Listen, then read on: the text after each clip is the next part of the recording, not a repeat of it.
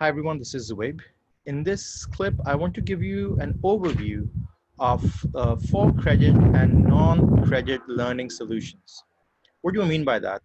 For credit learning solutions basically means that you need to have an approval from a accrediting organization that will review the learning experiences that you're trying to create, and then they will help you understand that if you are approved to offer that to your students or not.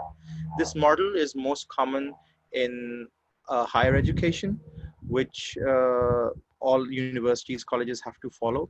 But in that, once you are approved from an accreditor, and the accreditations depends based on which where you are.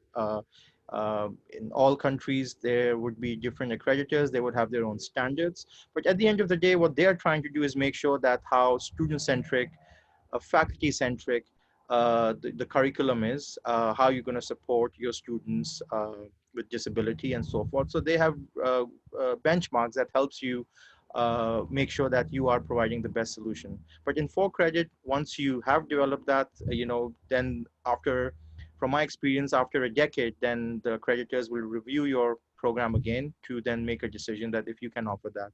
It's mostly common in higher education with when this is done. Uh, and then how do we develop that, uh, for credit framework? We'll discuss that later. But for now, I just wanted to give you a high level overview of the for credit model. In the non-credit model, there could be any solutions because now you're not bounded by any accreditor to follow any format. And this is mostly common in institutions, organizations that issue non-credit certificates or any offerings where you can take up a class which is for 3 weeks, and it could be for 10 hours of student seat time. And so you can make up your own rules and make up your own curriculum because it's for non-credit, which means that a student or a learner cannot take that and apply it to a degree program, because then that will have to follow a different workflow that I mentioned earlier.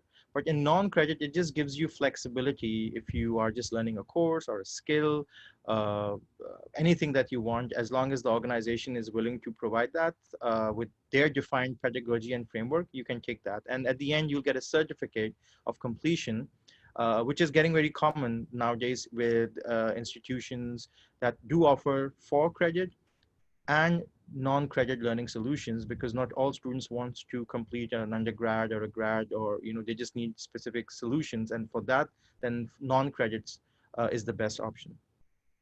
I hope you find this useful.